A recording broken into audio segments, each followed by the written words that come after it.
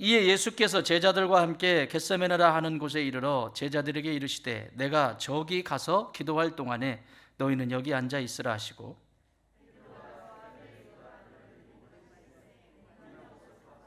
이에 말씀하시되 내 마음이 매우 고민하여 죽게 되었으니 너희는 여기 머물러 나와 함께 깨어 있으라 하시고,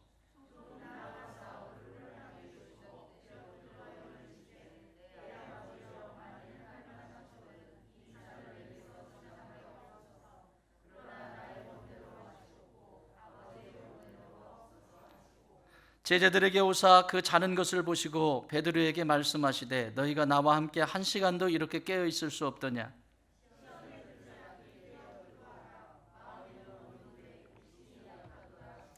다시 두 번째 나아가 기도하여 이르시되 내 아버지여, 만일 내가 마시지 않고는 이 잔이 내게서 지나갈 수 없거든 아버지의 원대로 되기를 원하나이다 하시고,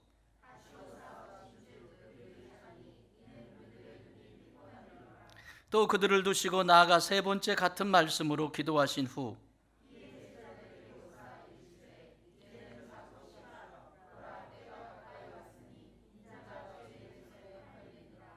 일어나라 함께 가자 보라 나를 파는 자가 가까이 왔느니라. 아멘. 자, 지난 시간에 우리가 하나님 말씀이 이 관계에 대한 부분을 나누었습니다. 제자들이 부인하게 될 것이다, 배신하게 될 것이다 라고 하는 그 예수님의 예언의 말씀이 이루어지는 이 모습들을 보게 되었죠. 사람을 배신한다라고 하는 것은 평상시에 관계에 문제가 있는데, 관계를 할 때 사랑의 관계를 하는 사람이 있고 이윤, 이율 배반적인 이런 어떤 자신의 이익을 위해서 관계를 맺는 경우가 있죠. 제자들은 예수님과 맺은 이 관계가 이윤적인 거예요. 이해적인 것이고, 그래서 나에게 이익이 되지 않으면 언제든지 버릴 수 있는 그런 관계를 현재까지 맺고 있습니다. 그러나 예수님은 이 제자들을 향해서 단 한 번도 자신의 이익을 위해서 생각하면 적도 없고, 오직 하나님 아버지의 그 사랑으로 이 자녀들을 어떻게 변화시키고 하나님 나라 위해서 어떻게 쓰임받을 수 있을지가 예수님의 고민이고 기도의 제목이었습니다. 그런데 지난 시간에 그 제자들의 이 이익의 관계, 이윤의 관계를 통해서 앞으로 너희들이 이것을 버리지 않으면 나를 배반하게 될 것이고 팔게 될 것이고 버리게 될 것이다 예언하셨죠. 오늘은 거기에 확장된 버전으로 예수님께서 겟세마네라고 하는 곳에 오르셔서 마지막 기도, 지난번엔 마지막 식사, 마지막 기도를 하시는 장면입니다. 이 장면을 통해서 사랑의 관계가 무엇인지, 이익이 아닌 사랑의 관계가 무엇인지 더 구체적으로 우리에게 말씀해 주십니다. 여기 이 36절에 이렇게 시작합니다. 이에 예수께서 제자들과 함께 겟세마네라 하는 곳에 이르러, 이렇게 말씀하십니다.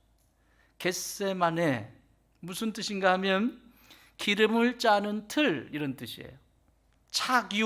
차교기, 기름을 짜는 차교기, 이런 정도 될 것 같아요, 한자로 하면. 기름을 짜는 틀, 그게 겟세마네입니다. 그걸 상징적으로 예수님은 기도하시면서, 기도하는 그 시간이 얼마나 힘들고 어려우셨으면 땀방울이 핏방울이 되는 것처럼 보이는, 마치 기름을 짜는 것 같은 그 모습을 오늘 소개하고 있습니다. 이스라엘의 감람산에는 감람나무를 재배를 많이 하는데 이 감람류를 짜서 그것이 수입이 됩니다. 예수님 지금 오르신 산은 감람산입니다. 우리나라로 말하면 과수원 아시죠? 과수원이라고 생각하시면 됩니다. 옛날에 시골에 가면 과수원이 있죠. 마을에도 약간 논보다는 약간 높은, 그렇지만 양쪽으로 동산처럼 이렇게 약간 이런 상태의 과수원. 원두막은 어디 있죠? 귀퉁이에 있습니까? 네? 그렇죠. 과수원집 딸내미예요? 네. 과수원 원두막은, 과일을 파는 원두막은 중앙에 있습니다. 그런 것처럼 이 겟세마네라고 하는 이 동산 역시도 감람 동산인데 이렇게 감람나무들이 쭉 있는데 가운데에 이 감람나무 열매를 따서 기름을 짜는 곳이 중앙에 있겠지요. 그 중앙에 있는 그곳을 겟세마네라고 말을 합니다. 예수님이 오늘 이게 마지막 여기에 오르십니다. 이전에도 오르셨어요. 이 사건을 통해서 예수님은 이 겟세마네에 오르시면서 마지막에까지 제자들에게 말씀하시고 싶으신 것이 있습니다. 첫 번째는 제자들에게 너희들이 어디에 있어 하는지, 너희들은 어디 있어야 하냐, 어디 있어야 하는지에 대해서 위치적인 부분에 대해서 말씀하시고, 두 번째는 어떻게 살아야 하는지, 어떻게 살아야 하는지, 그리고 마지막으로 무엇이 중요한지, 이 세 가지의 질문처럼 보이지 않는 질문을 이 안에 가지고 있습니다. 겟세마네 동산에 오르셨습니다. 그런데 뭐라고 말씀하시죠? 이르러 제자들에게 이르시되 내가 저기 가서 기도할 동안에 너희는 여기 앉아 있으라. 따라합시다. 너희는 여기 앉아 있으라. 자, 누구에게 한 말입니까? 제자들에게 한 말입니다. 여기 이 제자들은 좀 다른 제자들이에요. 자, 38절로 가봅시다. 38절 시작. 이에 말씀하시되 내 마음이 매우 고민하여 죽게 되었으니 너희는 여기 머물러 나와 함께 깨어 있으라 하시고, 너희는 여기 뭐하여? 머물러 나와 함께 깨어 있으라. 나를 위해서 기도해 줘라. 근데 이 대상은 누구죠? 37절 베드로와 세베대의 두 아들. 세베대의 두 아들은 누굽니까? 야고보와 요한. 그러니까 세 사람을 향해서 하신 말씀이에요. 38절은 세 사람을 향해서 하신 말씀이고, 그리고 36절은 가룟 유다를 제외한 8명에게 한 말씀입니다. 이것을 통해서 예수님은 지금 어디에 있어야 하는지에 대해서 똑같은 제자의 그룹에 있지만 똑같이 제자라고 해도 어디에 있어야 되는지에 대해서 말씀하시는 거예요. 여기 겟세마네라고 하는 것은 영적으로 보면 오늘날 이 시대를 보면 교회가 아닌가 싶습니다.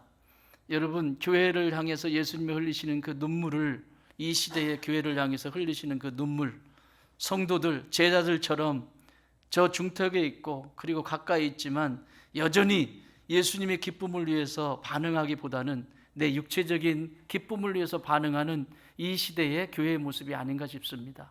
그러므로 그런 관점에서 보면 이 겟세마네의 이 사건은 바로 오늘 교회에, 그리고 나에게 적용해 볼 수 있습니다. 그 첫 번째 물으시는 것은 너가 어디에 있느냐? 너가 어디에 있느냐? 자, 두 그룹입니다. 하나는 8명의 그룹이 있죠. 이 8명의 그룹은 36절 후반절에 보면 너희는 여기에 앉아 있어라.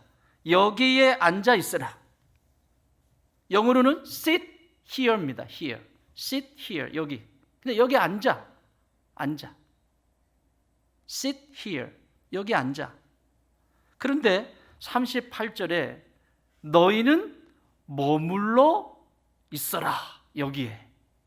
여기 머물러라고 하는 것은 sit이 아닙니다. stay입니다. stay. stay here. remain. 그 안에 dwell이라고 해도 되고 그 안에 같이 거주하는 것을 얘기합니다. 이게 그리스 사람들은 이 원문이 쓰여 있는 성경은 메노라고 하는 단어를 쓰는데, 이 메노라고 하는 단어는 바로 그런 뜻을 가지고 있어요. 영어 성경으로는 지금 stay라고 번역을 했는데 그 stay보다도 더 깊죠. 메노는 뭐냐면 완전히 거기에 머물러 있는 상태를 얘기하는 거예요. 뒤돌아보지 않고 방황하지 않고 그 안에 집중해서 있는 상태. 그냥 같이 사는 거예요. 계속해서, 그것도 계속해서 거기에 같이 사는 형태를 메노라고 하는 단어를 씁니다. 그러므로 8명의 제자는 그냥 앉아 있는 것입니다. 그냥 그 자리에 있는 역할만 하는 것이죠. 역할. 제자 중에서 그냥 그 역할, 제자의 역할 정도로 끝나는 위치라면, 세 제자는 역할을 넘어서서 예수님의 마음을 공유하고 예수님의 생각을 공유하는 자리에 있다라고 하는 것이죠. 사랑하는 여러분, 여러분 어느 자리에 있습니까? 손 들고 또 대답하지 마시고. 우리 교회는 어느 자리에 있을까요? 그냥 이 시대에 하나의 교회가 세워져서 교회의 역할, 교회의 기능만 하고 있는 교회가 아닌가? 아니면 정말 예수님께서 그렇게 신음하시고 아파하시고 힘들어하시는 그 소리를 들을 수 있는 교회인가? 그리고 예수님의 기쁨을 위해서 살아갈 수 있는 교회인가? 물어봐야 되겠죠.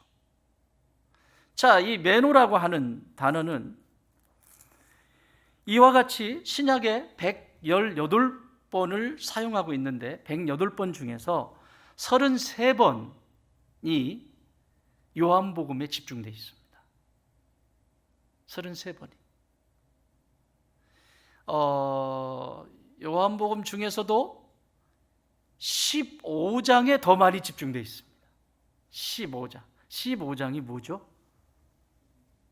무슨 장이라고 하죠? 이 정도는 그냥 알아두면 좋아요. 10장은 선한 목자, 15장은 참 포도나무, 포도나무와 가지 비유예요. 그 포도나무와 가지 비유를 통해서 하나님과 나의 관계, 예수님과 나의 관계를 설명을 해 주시거든요. 그런데 이 요한복음 15장에 집중되어 있어요. 들어보실래요? 15장 4절부터 10절까지 특히 이제 집중이 되어 있는데 4절, 5절, 6절, 7절, 8절은 건너뛰고 9절, 10절 매 절마다 두세 번씩 들어가 있어요. 이 매노라고 하는, 거기에서 같이 산다라고 하는, 이 매노라고 하는 단어가 예수님께서 세례를 받으실 때, 예수님이 세례를 받으실 때 세례 요한이 말하죠. 하나님의 영이 그 위에 머무는 자. 그 머물다라고 하는 것이 이 매노라고 하는 단어예요. 그러니까 예수님은 성령님과 하나, 늘 하나, 같이 살았다는 얘기죠. 자, 4절에서 이렇게 말합니다. 15장 4절 요한복음, 내 안에 거하라. 이 거하라라가 매노입니다. stay. 거하라. 나도 너희 안에 거하리라. 이 거하라. 거하리라. 그러니까 너 내 안에 거해라. 네가 내 안에 거하라. 그러면 내가 너희 안에 거하리라. 가지가 포도나무에 붙어 있지 아니하면 스스로 열매를 맺을 수 없음 같이 너희도 내 안에 있지 아니하면 그러하리라. 여러분, 성도의 가장 큰 축복은 예수님께 붙어 있는 것이에요. 신앙생활하면서 제일 불쌍한 존재가 뭐냐면 예수님과 상관없이 사는 존재입니다. 전혀 공급을 받을 수 없습니다. 예수님이 나무이시고 나무에 붙어있는 가지들입니다. 우리는 나무에 붙어있을 때 그 영양분을 공급받고 그 나무로부터 주어지는 그 기쁨을 다 누릴 수 있는데 이 가지가 나무에 붙어 있으려고 하지 않죠. 5절에서는 이렇게 말합니다. 나는 포도나무요 너희는 가지라. 그가 내 안에 내가 그 안에 거하면 사람이 열매를 많이 맺나니 나를 떠나서는 너희가 아무것도 할 수 없느니라. 그러니까 행복한 인생이 뭔지에 대해서 예수님이 포도나무 비유를 통해서 말씀하시는 거예요. 너희들의 행복이 어디에 있을 때, 너희들이 어느 위치에 있을 때 행복한 줄 아니? 포도나무에 붙어 있을 때야, 가지가 붙어 있을 때야. 거기에 붙어 있으면 내가 그 안에 거하면서 사람들이 열매를 많이 맺게 되고 나를 떠나면 열매를 맺지 못하게 된다라고 하는 이 행불행에 대해서 말씀해 주시는 거예요.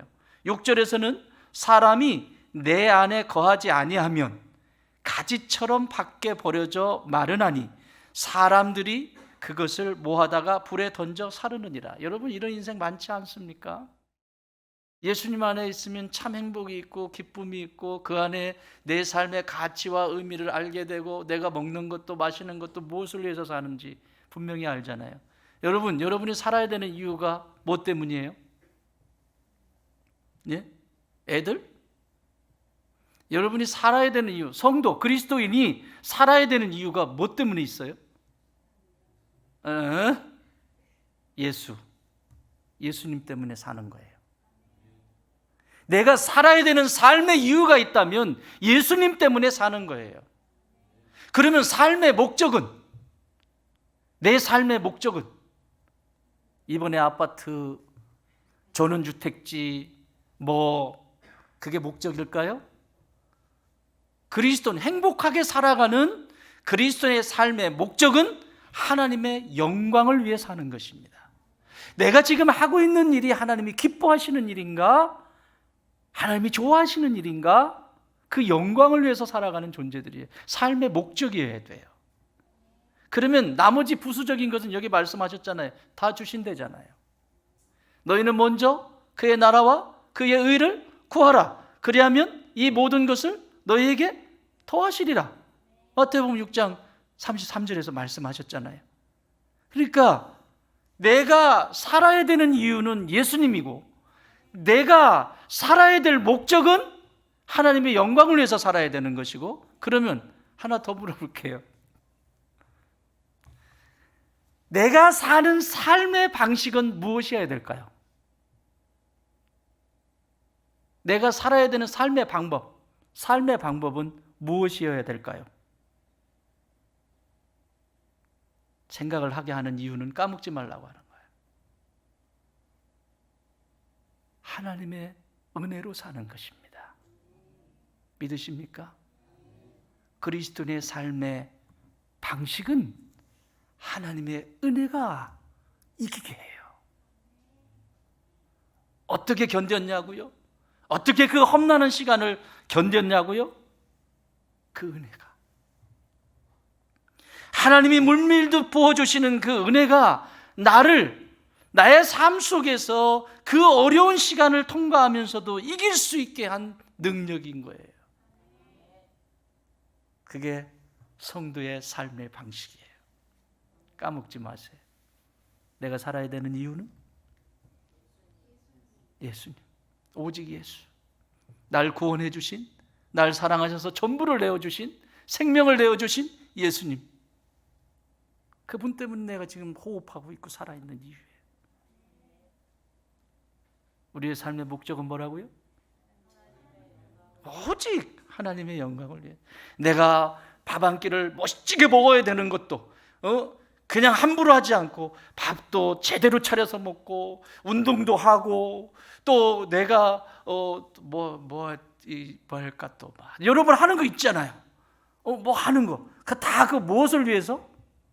하나님의 영광을, 하나님의 기쁨을 위해서 해야 돼요.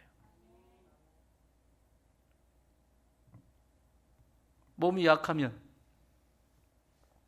그것도 문제죠. 오늘 여기도 나와요. 이 뒤에 보면 기도하자고 그러니까 약해가지고 비실비실해요. 다 자잖아요. 이것도 문제 있어요. 우리가 살아가야 되는 분명한 삶의 방식, 그리스도의 삶의 방식은 하나님의 은혜, 그 은혜가 이기게 함을 믿습니다. 그래서 그 안에 거주하는 것, 메노라고 하는 저 중턱에 있는 8명의 제자들이 있는 그 앉아있어, 그 역할만 하는 거죠. 나는 교회 다녀, 역할하는 존재. 나 교회 다닌다, 역할하는 존재. 그러나 이 3명에겐 예수님께서 분명한 사명을 주세요. 나랑 살자, 같이 살자. 내 숨소리가 느껴지니? 내 눈빛이 보이니? 내 소리가 들리니? 같이 살자는 거예요. 같이 살 때 이런 축복이 임해요. 변두리에 있지 마세요. 같이 사세요. 저 과수원에 있는데 저 변두리 끝에 이런 데 돌아다니지 말고 중앙으로 들어오세요. 중앙으로. 겟세마네 그 중앙으로 들어오시라고. 거기서 사는 거예요. 그래서 견디게 하고, 힘들 때도 이겨내게 하고, 뭐 좀 힘들면 교회부터 안 가, 뭐 힘들면 뭐부터 안 가, 이런 소리 안 합니다. 무슨 그런 소리가 나옵니까? 오직 은혜로 사는 존재인데 나는. 여러분, 성경에 2사람을 소개하고 있습니다. 똑같은 동시대의 사람입니다. 한 사람은 아브라함과 사라입니다. 조금만 힘들면 신랑이 돈 잘 벌어다 주고 척척 해주면 막 그냥 막 반찬이 달라지고 오늘은 얼마 벌어 왔어 막 하면 막 이제 이러는데, 능력 없고 그러면 갖다 집어 던지잖아요. 밥 3끼 꼬박꼬박 쳐 드시냐 막 이러고, 밥돌이냐 막 이러고. 옛날에 돈 벌어올 때는 그렇게 잘했거든요. 그런데 돈 안 버는, 여러분 자매님들도 요즘 나가서 돈 버시지만 형제님들이 그래도 어쨌든 삶의 자리에서 열심을 다해서 땀을 흘려 돈 벌어오시잖아요. 우리 형제님들 격려의 박수 한번 보내주십시다. 우리 형제님들 힘내십시오. 힘내십시오. 우리 자매님들도 속상하네. 우리 자매님들 열심히 애들 키우고 막 열심을 다해서 지금 헌신하고 계십니다. 우리 자매님들을 위해서도 박수 한번. 나에게 유익이 있을 때는 그렇게 잘했는데 유익이 없을 때 이렇게 돼버리는 거예요. 자, 이게 동시대에 살았던 아브라함과 사라의 이야기가 있고, 동시대에 살았던 욥과 그의 아내 이름은 없어요. 그 시기 이 두 사람을 비교하여 보면 어떻게 산다는 것이 뭔지, 이 드웰, 스테이라고 하는 이 같이 산다는 것이 뭔지를 명확하게 보여주죠. 자, 욥부터 얘기해 볼까요? 욥 잘 살았습니다. 풍족합니다. 부족한 것이 없고 예배 생활도 잘하고 하나님을 사랑하고. 그런데 그만 막이라는 놈이 시샘을 해서 하나님 앞에 가서 저렇게 하나님을 경외하고 예배 잘 드리고 교회 봉사 잘하고 목사님이 뭐라고 말씀하시면 예 선교지 가자 그러면 예 제가 따라가겠습니다 막 하고 적극적으로 하는 이유는 하나님이 돈도 막 갖다 부어주시고 애들도 잘 나가게 해주시고 이렇게 해주시니까 그런 거지요. 성경에 그렇게 써 있어요. 또 이제 이상한 소리 하면 안 되는데 어쨌든 그래? 아니야. 내정 욥은 그렇지 않아. 날 사랑해. 쟤는 나를 사랑해. 아니라니까요. 그래? 그러면 제 목숨은 건드리지 마라. 생명은 건드리지 말고 나머지 네가 하고 싶은 대로 다 해. 그랬더니 도둑놈이 와가지고 다 저 도둑질 해가고 농사진 거 도둑질 해가고 또 아들들이랑 잔치하고 있는데 이 태풍이 불어가지고 이게 집이 내려앉아가지고 하루아침에 아들들 자녀들 다 잃어버리고. 심각합니다. 이건 지금 우리가 글로 읽어서 그렇지 집안적으로 볼 땐 여러분 한 사람만 죽어도 난리인데 다 죽었어요. 그냥 그 자리에서 집이 무너져가지고. 또 거기다가 이제 욥이 속상해가지고 그러고 있는데 몸에 뭐가 나기 시작해. 그러더니 막 몸에 뭐가 나기 시작하더니 막 이게 긁어도 해결이 안 되고 뭘 해도 안 되고 잠을 다 못 자고 막 이런 상황이 됐어요. 재산 다 잃어버렸어요. 자녀 잃어버렸어요. 남은 게 아무것도 없어요. 아무것도 없어요. 그때 아내가 뭐라고 하죠?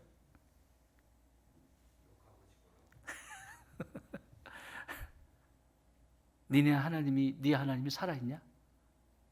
자기도 어저께 붕에 갔다 왔거든. 어제 잘 나갈 때 그때 붕에 다녔어요. 뭐 무슨 어디 연합회 다니면서 신앙 있는 척 하면서 다 다녔다니까요. 다 다녔어요. 다. 아무개 권사님 다 다녔다니까요. 사람들에게 인정받는 사람이었다고요. 그런데 자기 남편 그리고 자기 집안이 몰락해버리고 전부 끝나버리셔. 그때 누구부터 저주하냐면 하나님부터 저주해. 하나님이 살아계시냐? 네 하나님이 살아계셔? 나는 우리 형제님들이 이런 믿음이 있기를 바랍니다. 그렇게 함에도 불구하고 하나님은 여상하시다. 따라합시다. 하나님은 여상하시다. 네가 있고 없고 그 기준이 아니라, 너의 기준이 아니라 아무리 없다고 해도 하나님은 여상하시다. 그 자리에 언제나 계신다. 상황이 바뀌면 하나님이 달라지는 거예요? 내 몸이 병들면 하나님이 달라지는 거예요?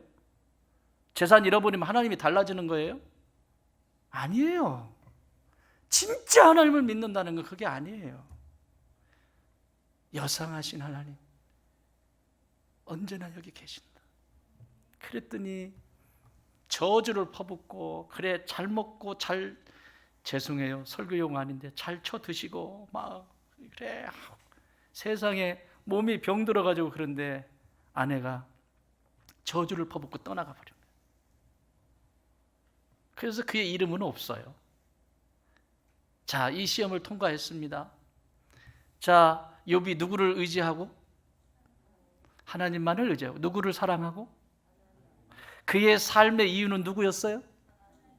그의 삶의 목적은 뭐였어요? 그의 삶의 방식은 뭐였어요?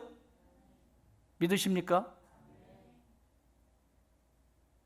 오직 하나님께서 오늘도 나로 하여금 호흡하게 하시고, 오직 그 하나님이 나에게 생명을 주셨기 때문에 있다라고 하는 그 마지막 고백, 나의 달려갈 길, 나의 달려갈 길.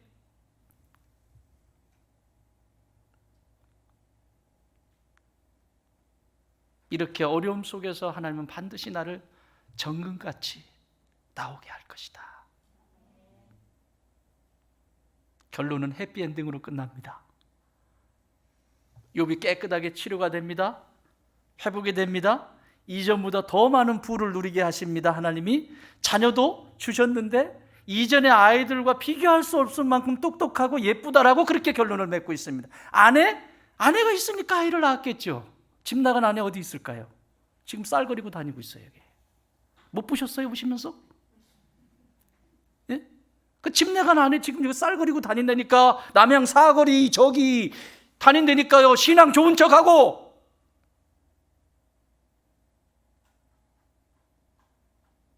내가 하나님 앞에 한 것은 그건데 밖에 나가서는 신앙 좋은 것처럼, 믿음 좋은 것처럼 어딘가 지금 하고 다닐 거라고. 하나님은 아십니다.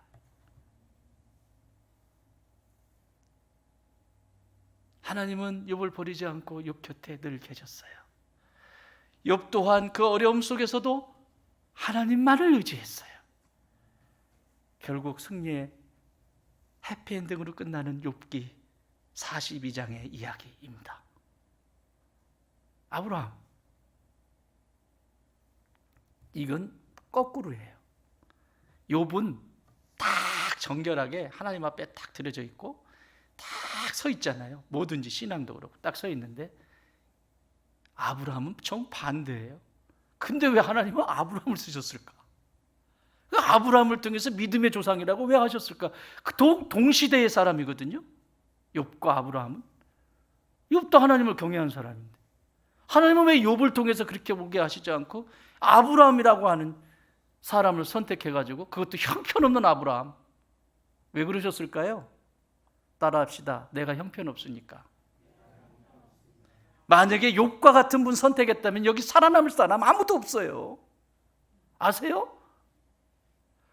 그렇게 형편없는 아브라함을 선택하셔서, 우리가 아브라함에게 좋은 점수를 주어서 그렇지, 하나님이 부르셨어요. 그랬더니 아내한테 여보 하나님이 부르는 것 같아 가자. 그래가지고 하란에서 떠나가지고 내가 손에 물도 안 묻힐게. 자 이민 가자. 그래가지고 데리고 왔어요. 가나안 땅으로 왔네요. 손에 물 안 묻혔어요.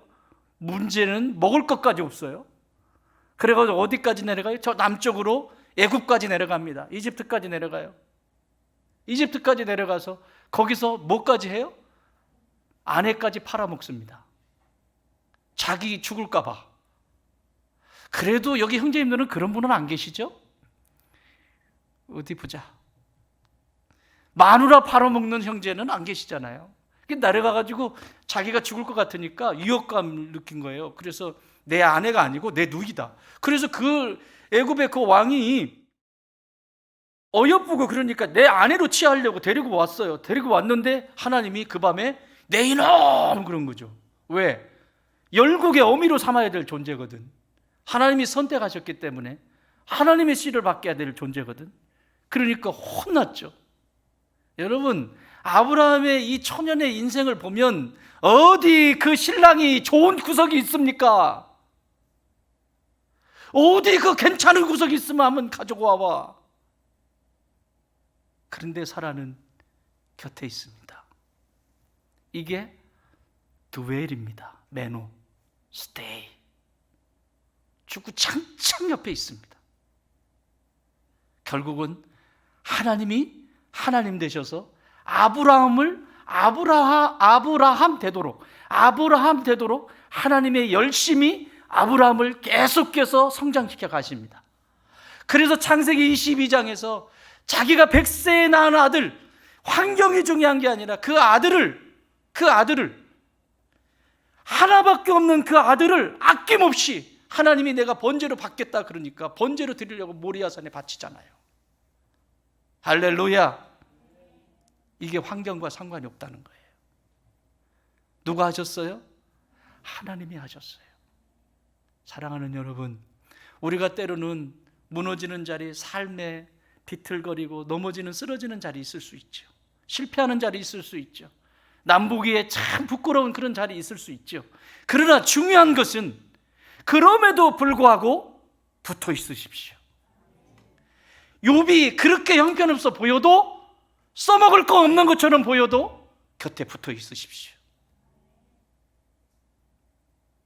그게 오늘 내 곁에 좀 있어줘라 라고 말씀하시는 예수님의 마음입니다. 두 번째 마음은 여기 보시면 38절에 나와 있습니다. 이에 말씀하시되 내 마음이 매우 고민하여 죽게 되었으니 너희는 여기 머물러 나와 함께 깨어 있으라. 여기 함께 깨어 있으라.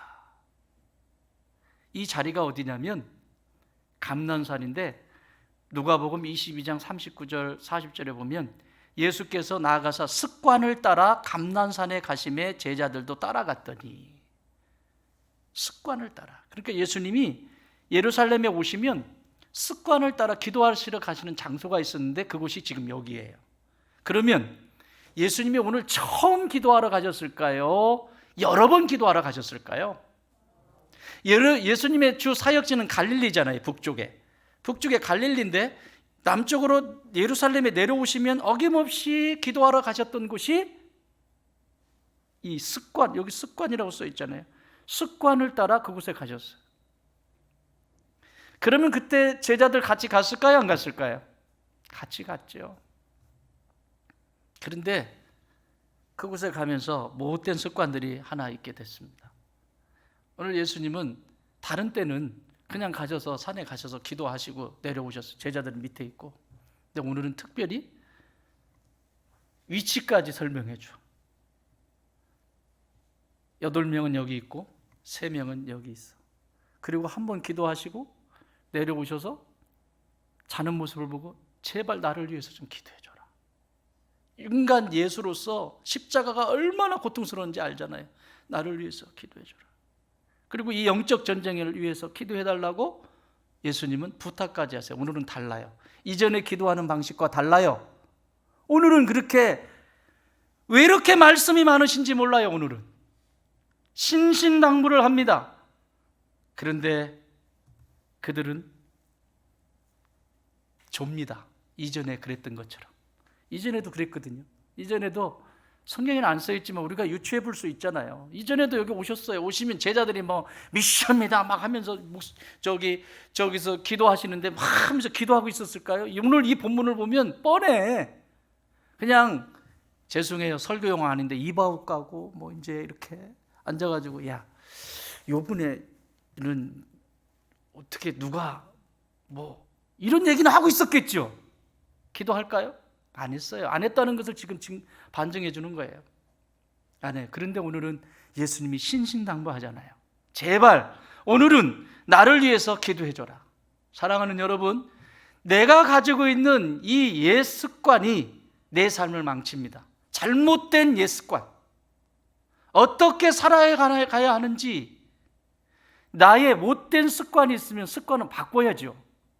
그걸 그대로 가지고 가면 이런 일이 일어나요. 예수님 다 버리고 배신하고 떠나가 버리는 거예요. 자, 여러분 습관 중에 음식 습관, 좋은 습관이 있습니까? 그럼 계속 하세요. 근데 음식 습관이 안 좋아. 예를 들면 음식을 걸리는 사람 너무 많은데 여기 지금 인스턴트 들이 막 퍼먹고 또 저녁에 막 11시, 12시에 밥 쳐 드시고, 응? 이거는 뭐라고? 이거는 12시, 11시, 12시에 드시는 분들이 많은가 보다. 어찌? 안 돼요. 이거는 이렇게 하고 몸이 건강하기를 바라는 것은 있을 수 없는 일이에요. 있을 수 없는 일이에요. 이건 못된 습관이죠. 그러면 내가 나만을 위한 것이 아니잖아요. 여러분, 나의 삶의 이유가 뭐라고?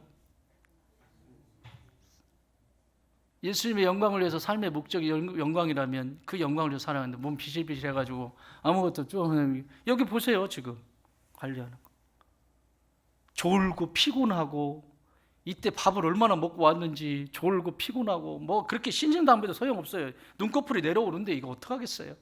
그러니까 이게 연결이 안 돼요. 예수님과 지금 계속해서 연결이 안 돼요.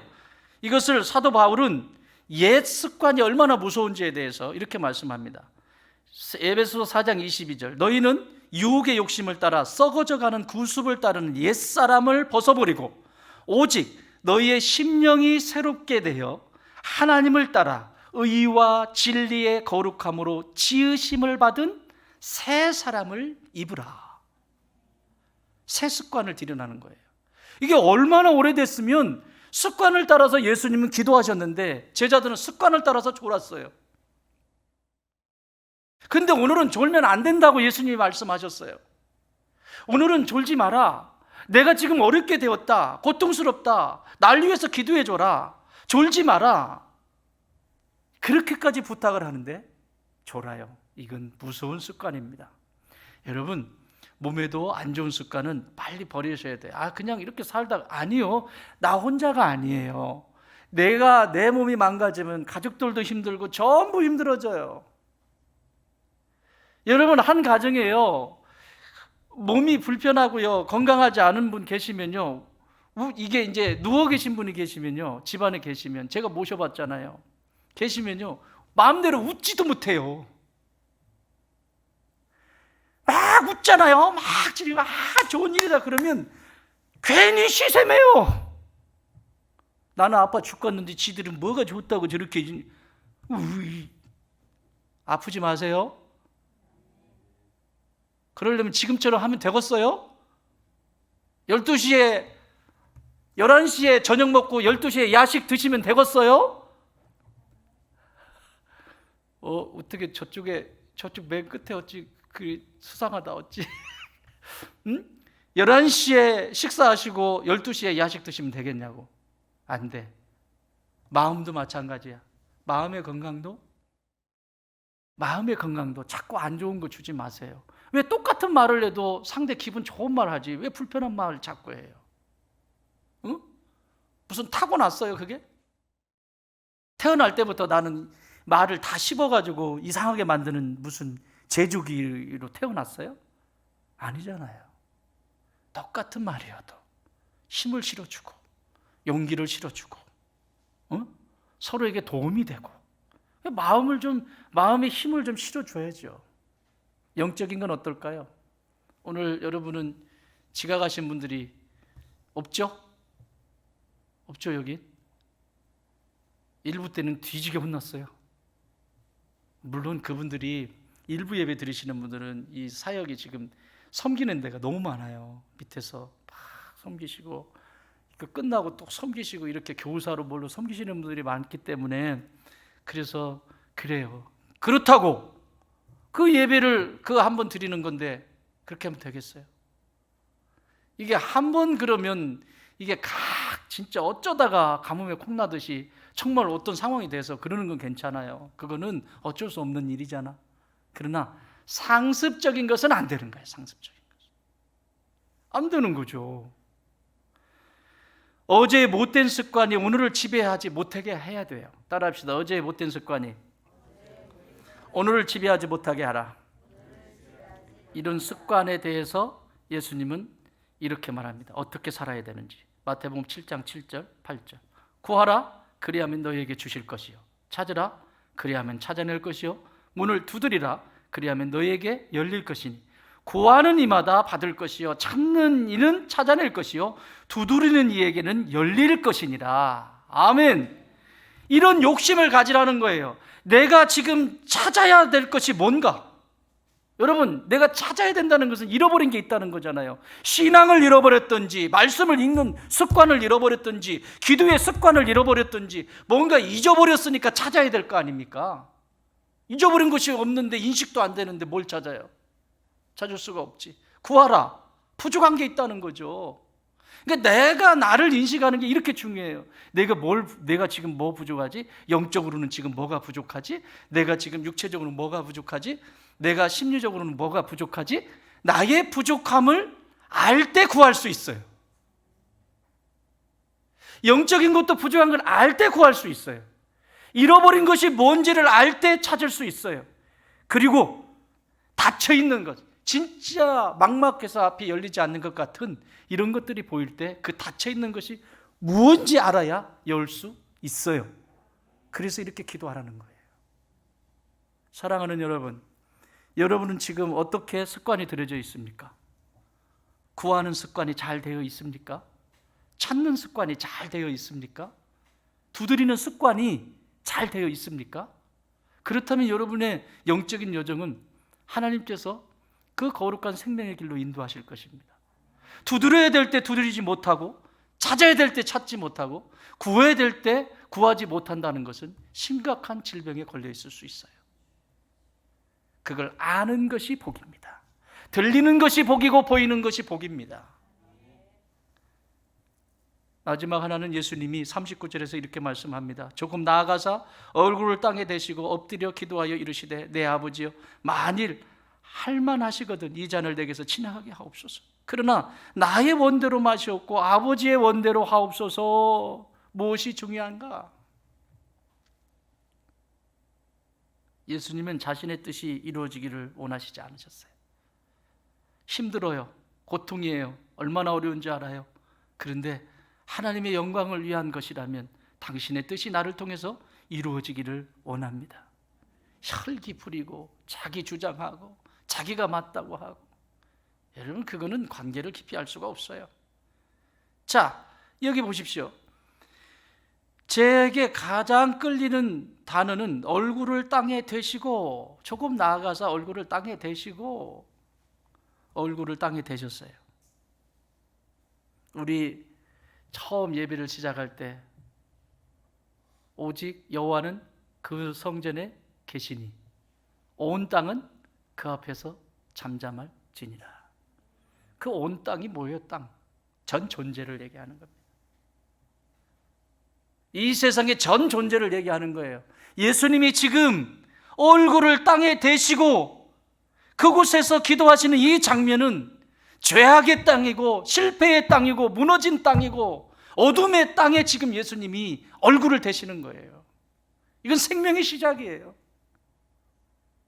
표현 하나지만 이것이 온 세상을 살리신 거예요. 여러분, 요한복음 1장 11절에 가면 이런 말씀이 있어요. 자기 땅에, 예수님이 자기 땅에 오매 자기 백성이 영접하지 아니하였다. 그러니까 땅이 밀어내. 이 땅의 주인은 하나님이신데 그 하나님이 육신을 입고 이 땅에 오셨는데 이 땅이 밀어내. 영접하지 아니하였다. 그러나 영접하는 자, 곧 그 이름을 믿는 자들에게는 하나님의 자녀가 되는 권세를 주셨다. 영접하느냐, 영접하지 않느냐. 오늘도 예수님이 얼굴을 대고 계세요. 우리의 가정의 땅이라고 하는 것, 무너진 땅, 배우자일 수 있고 자녀일 수 있고. 여기 성지에 가면, 여기 성모성지에 가면 저게 성모성지가 원래 성모성지가 아니었죠. 누가 다녀갔죠? 교황 바오로 2세. 저기가 박해가 있었던 곳이죠. 천주교 박해가 있었던 곳이죠. 저 골짜기에서 많은 분들이 순교를 당했습니다. 그전에는 알려지지 않았습니다. 근데 바오로 2세가 한국에 와서 저곳을 찾았죠. 그리고 그곳에 무릎을 꿇습니다. 그리고 그 땅에 입을 맞춥니다. 그날부터 저곳은 성지가 됐습니다. 여러분, 한 인간이 와서 입 맞췄는데 성지가 돼버렸어요. 오늘 예수님이 그 겟세마네 동산에서 땅에 입을 맞추고 얼굴을 대는 것은 온 세계를 향한 생명의 시작입니다. 여러분, 내가 잘나서, 내가 괜찮아서 내가 구원받은 것 같죠? 아니에요. 그런 추악한 존재에게 예수님은 손을 내미시고 시간을 주시고 기회를 주시는 거예요. 그래서 여기도 보면 기회를 자꾸 주시는데 제자들은 밀어내요. 자기 땅에 오셨는데 밀어내요. 자, 보실래요? 42절 어떻게 시작해요? 다시. 42절 뭐라고요? 다시 두 번째 나가. 또 43절 다시 오사. 45절 오사. 이것도 다시예요. 다시 오사. 세 번씩이나 예수님이 다시 오셔서 기회를 주시고 다시 기회를 주시고 다시 기회를 주시는데 이 땅들이 밀어내요. 자꾸 밀어내면서 무슨 일을 합니까? 40절에 보면 너희들이 한 시간도, 여기서 베드로에게 말하되 너희가 함께 한 시간도 이렇게 있을 수 없더냐? 기도하지 않아요. 여러분, 세 단계를 거칩니다. 첫 번째, 기도하지 않습니다. 인생이 망가지는 데는, 하나님을 떠나는 데는 세 가지 단계가 있어요. 첫 번째, 기도하지 않습니다. 하나님과 기도하지 않는다는 것은 영혼의 기도가 막힌다는 겁니다. 목숨의 기도가 막히면 죽는 것처럼 성도에게 기도가 막히면 영혼은 죽습니다. 하나님을 만난다는 것은 육체로 만나는 것이 아니라 영혼이 만나게 되어 있습니다. 하나님은 영이시기 때문에 영이 만나게 되어 있습니다. 기도하지 않으면 영이 죽습니다. 자, 두 번째, 41절 시험에 들지 않게 깨어 있어라. 기도하라. 마음에는 오래돼 육신이 약하도다. 두 번째, 기도하지 않으면 육체가 약해지기 시작합니다. 육체가 자꾸 하나님이 싫어하는 쪽으로 움직이기 때문에 괜히 피곤하고 이거 해도 피곤하고 저거 해도 피곤하고 계속 피곤하게 만듭니다. 그 다음 맨 마지막 다시 두 번째 나와 쭉 얘기하고 43절 다시 오사 보신즉 그들이 자니 이는 그들이 눈이 피곤함이라. 잠들어 버립니다. 기도하지 않습니다. 육체가 망가져요. 육체도 병들기 시작해요.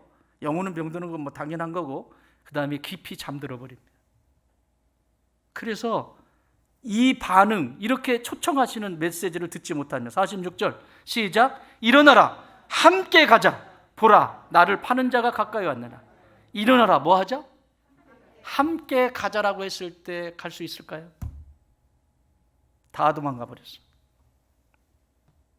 예수님은 지금 초청하셨어요. 왕이신 예수님이 초청하셨다고요. 네 인생에 무엇이 중요한데 초청하셨어요. 너의 인생에 예수, 그 생명이 없으면 아무것도 아니라고 하는 것을 말씀하시면서 이전에 우리가 보았잖아요. 3번 네가 나를 부인할 거야. 여러분, 이 메시지를 베드로가 한 번쯤 이걸 되뇌일 수 있었다면 이 3번씩 오셔서 왜 자니? 좀 깨어 있어줘. 또 나 3번씩 무슨 말인지 영혼이 살아있었으면, 영이 깨어 있었으면 알아들었을 거예요. 그런데 3번씩이나 와서 이렇게 얘기하는데도 전혀 반응을 하지 못합니다. 이게 영이 죽은 거예요. 그리고 마지막 그 왕의 위대한 그 역사를 써내려갈, 그 구원의 역사를 써내갈 그 자리에 예수님이 초청하시잖아요. 일어나 함께 가자. 같이 못 갑니다. 다음 주에 우리가 보겠지만 같이 못 갑니다. 다 도망가 버립니다. 사랑하는 여러분, 어떤 상황 속에서든지 견뎌낼 수 있는 힘은 하나님의 은혜가 나를 지배하기 때문에 그렇습니다. 어디에 머무시기를 원하십니까? 여러분이 있어야 될 곳은 어디입니까? 앉은 자리입니까? 머무는 자리입니까? 머무는 자리에 있으십시오. 같이 사는 자리에 있으십시오. 교회 속에서도 같이 사세요. 그냥 변두리에 있지 말고 들어와 같이 사세요. 살면 역사가 일어납니다. 아멘. 여러분은 지금 어떤 습관이 들여져 있습니까? 구하는 습관입니까? 찾는 습관입니까? 두드리는 습관입니까? 제자들처럼 늘 가던 것, 늘 했던 것, 신앙이 늘 했던 방식대로 움직이면 하나님이 쓰실 수가 없어요. 어제 그렇게 하셨으면 오늘은 이렇게 하실 수도 있어요.